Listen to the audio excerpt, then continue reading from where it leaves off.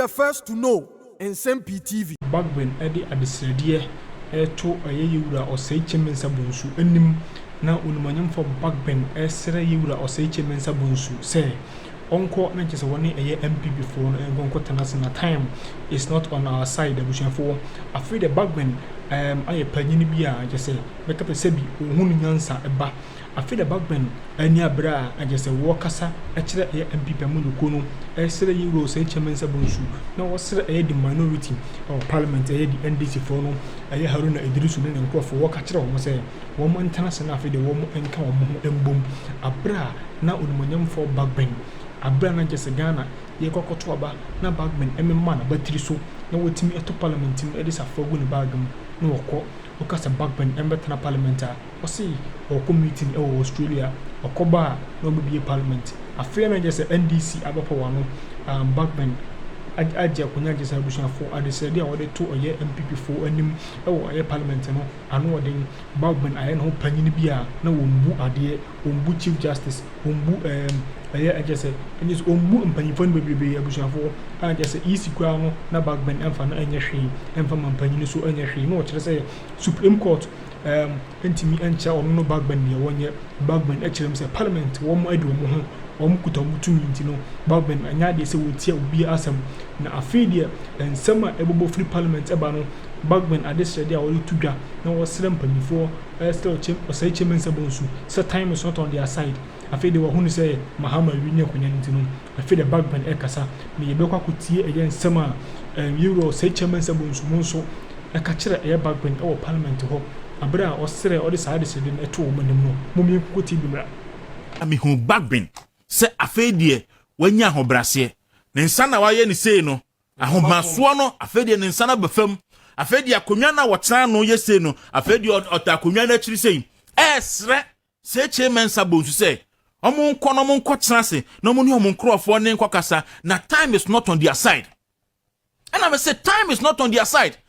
To bring a parliament one more time, parliament betimi atrase aye adwuma no na Bagbin wabo ho safo aye chenchen hene e dia homaso a opani a wo mu ade opani a te se wo ba bia wo fi adui wa ye adwuma du wa ye adwuma parliament ene wa ye lawyer ni pani obi a wo buo ma na fi wo pani no wo mu ade wo mu nkola wo mu panifo wo mu mampani wo mu Supreme Court wo mu Chief Justice wo mu obia. Now you are telling us say time is not on our side. Enti minority no omunko trans no munkambum. When you were acting as a dictator, as a dadimanche, as a crazy beginning no. Ana oka wo ye kan kabia, oka no bi umpeso bia we kabino. It didn't occur to you say time wasn't on our side. And I agree with the majority. No government business. In fact, budget and appropriation no fan to na Mahama ba no abe approve budget on appropriation no be January ebe abeg my phone nyaketua February abeg my phone nyaketua March abeg my phone nyaketua. We all come back to our senses. And when these things was happening and were happening no organized labor no groups no everybody kept quiet because as a Kufuado and enya na someone or person or deal with asante yen konkoshe video no abre ababa yen fe ntaban afo na fi woda kunyamu a of adampam na wosu efres omunko consultation yaka jangum ne minority reaction to Naponum state. Today the former running mate maybe he's okay now. He's basically stabbing even the people on his side. The constitution of this country at the moment does not prevent Article 71 office holders from getting whatever is entitled to them. When President Mahama said when he becomes president, is President Mahama president today? So what is your business talking about the fact that you will not pay? You will not pay what, Mr. Speaker? It's a simple thing.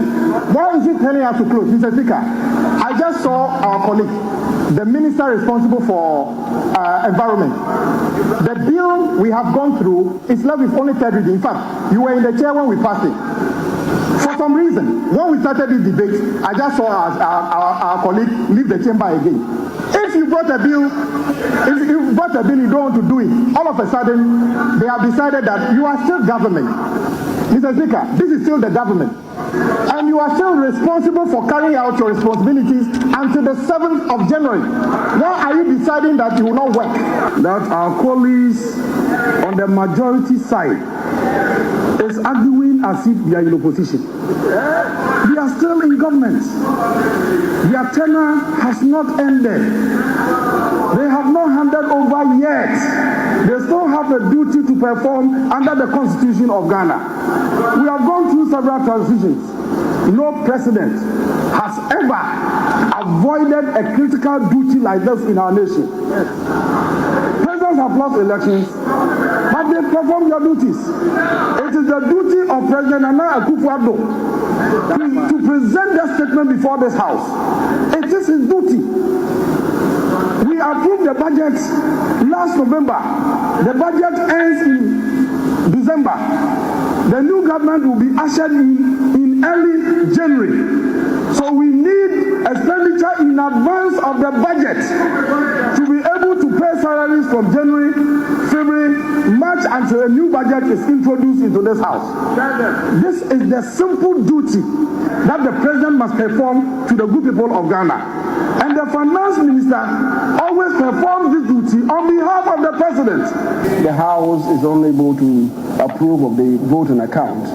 It's only workers who may not be paid from January 2025.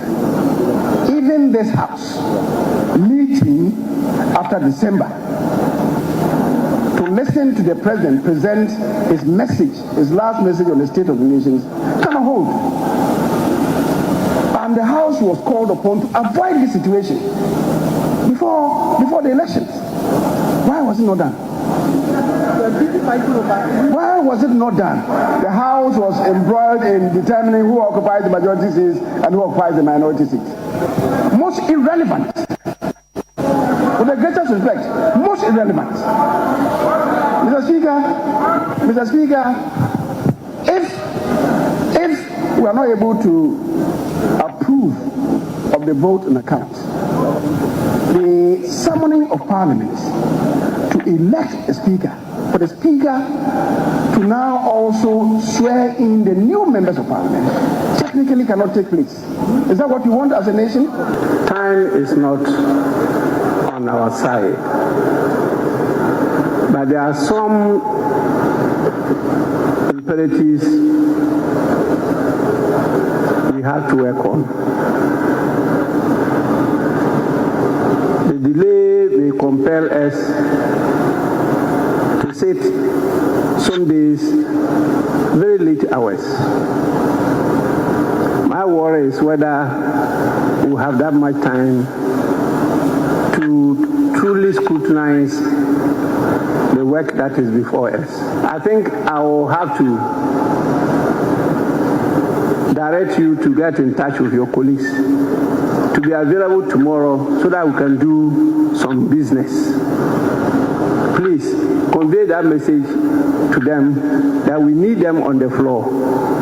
If we can't get all of them, if we can't get the leader himself, at least the deputy should be here, the chief whip should be here, so that we can do some business. Because your colleagues here cannot usurp your authority unless so directed. Speaker of Parliament, Asante Medase, Enna Yehuni, and today, she Speaker of Parliament, she demeanor Fedio de Casa. And she saw a penny a woman, now what that an arm of government, I know. Tintiniya Humasona, we year few weeks ago, no. So what the side post away in a buyer? And Casabri business, I work as there is no time on your side. And the Parliament, Parliament is sorry theater. And try to the man them say, Adna Minister for Finance, on for budget on appropriation, and by expenditure on appropriation, on for my anything. On for anything. So speak NDC for saying Katia Katre say, speak Chief Justice, Emra Metina Parliament, no parliamentary business. Sana said, don't know saying Katia Metina. Only your Mahama, any of my commetna, my majority side, no more by yet in Emre. Almost must have taken no family. Ye boy, Maya. Near catch them say, Adia Muye, a back about the hat memo for, and dramatic say labor unions, Nasha, say Cassa. Say, yo mo ya say a majority no tie and you maybe to maybe one Bagbin who was holding the whole nation to ransom. Na parliament international. Where was the organized labor? Na gratify na mo wo he. Tewu for na mo wo he. You tag no amaka na mo wo he fan. But not yet, a man for have found their voices. And they want to talk. Because it has to do with their money. And then my phone to my become so now they are concerned. And the Bagbin who said Article 71 office there saw the ex-gratia no kukudi. Just so much na demu. No more to who punumuna omu determine. Si come back, you set committee of mom ex-gratia. Until now, NDC MPs no, they are telling MP before say you are still in government.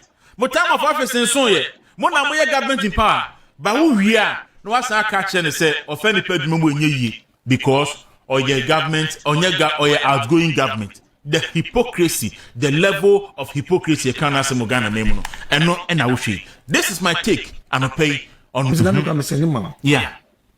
Na abansi saba na fosuku achiji na waka say abani ni term in India.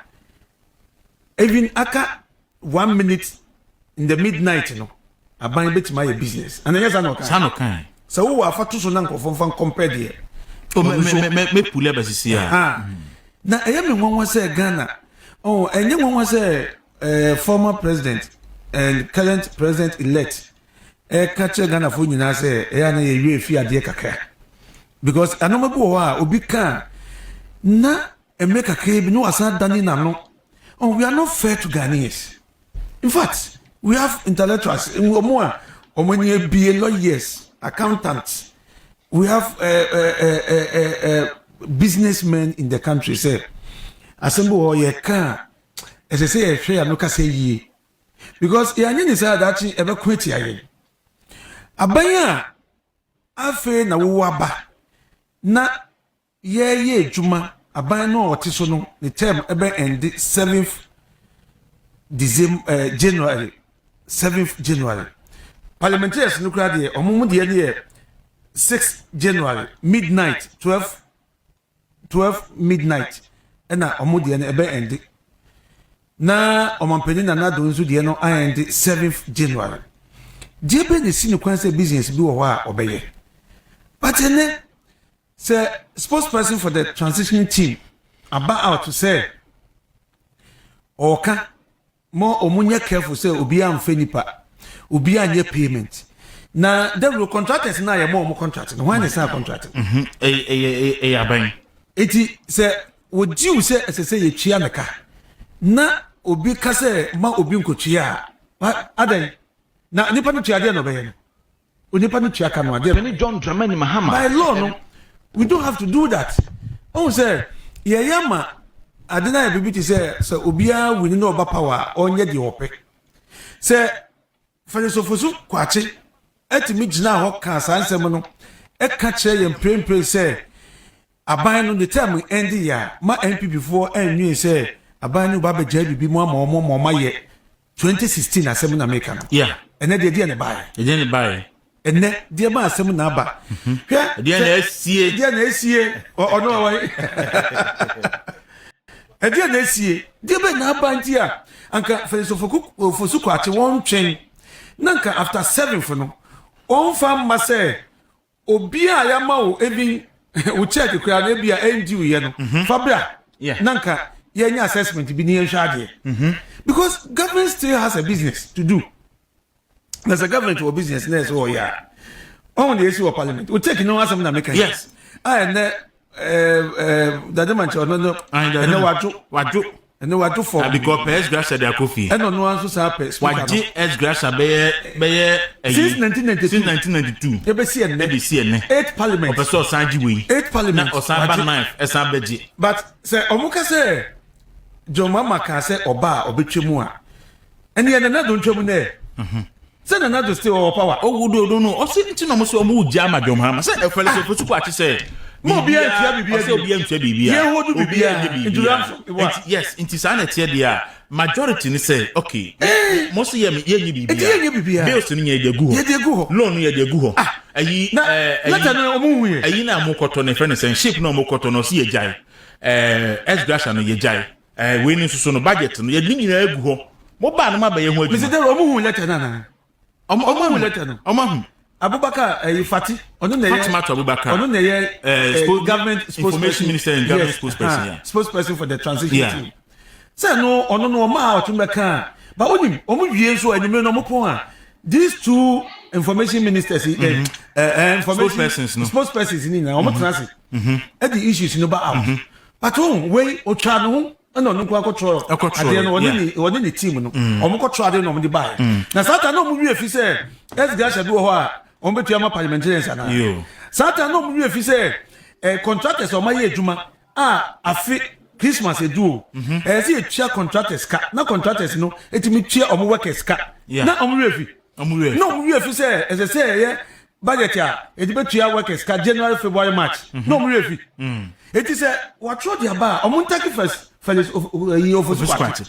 honorable no mo jama lo chizu video na o kana ready asante my nko tie fellows office squad 2016 December yes after say no mo jama no chizu how transition team to say ya adwuma na mahama sha say appoint ya appoint sada no appoint oh yeah me in fact my fa domelo ikwana ma me hwese me metimi apuli okay yeah asante ene domelo mahama say wate o meka ho bi a team of one is it corruption I'm obey operation ye be so awo adiwi hamadwin mo pese ye mama mo no fa phone so me fi ha o na se ha me ye to abawia eno no nkire se omampani owo so no na weja mampani ye Ghana mra no ema emre potia aban bi emra odi na kunwa so no ebe wiye na efibra obebe konwa so ekopem bra wa mama obebe wiye no wo ho kwan se dwumadie biara Ghana mra ma ho kwan se obedi no udi ene esebi ahomache a ade eche a ye be swai omampani foforo no amanate na konwa no so no no wutumi edi dwuma e de boa oman no de hia ne se efa mra kwan so se wokọ English agochima mu wokọ America wokọ be bia wo owiase afanan a ye de kebima no kebi di dwuma se omampani bi tie konwa so a ekopem se obefie konwa so dapotin bi a emra ne kire no ho kwan se odi dwuma osoafo ba die honorable we fellow fast squad we any the letter now the buy abria na omo lusu woni mahama lusu election 7 December yes 26 December and sign in a inbox site 56% charge penny bi so omo appointment of signing box site now ni box site no or undervalue no e ka kire se box site deposit e woni na hin no e 250 million metric tons na do buy ye mo for evaluators e ma mo kohwe yes box site deposit no e 375 million metric tons na do ma undervalue ni say 250 am wa sign 250 ni mo 56% the money ni Ibrahim Mahama 26 December abrea no we lusu election asante pastor fa do melevo krata ne bra after so lusu election no na o appoint ya do melevo as auditor general appointment as auditor general yes ya no mo be yin man wo ho aha nti de edin no wo ho date na ya sen ase no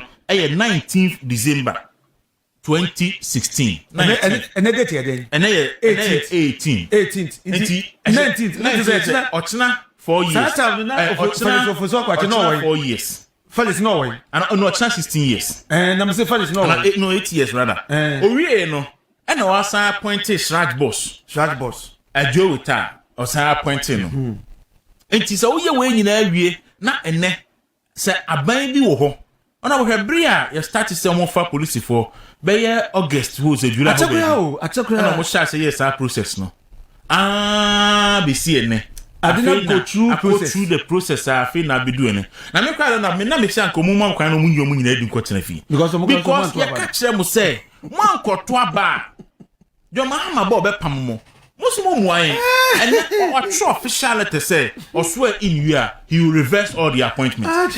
Mama kwanye pamo nyina no bia nko won so mbetena fi. Yes. Omo kwan no bia e betena fi. Honorable ana me kan san kan yi. There we work at ye. Onim say John Mama say NPP defeat is a lesson for the political class. Okay. But what is what you say? I say because I mean we say Ghana ha no enye development ena nkofo bi gyina so na mo de to abawo Dabi enye nye se ma fo bi adwuma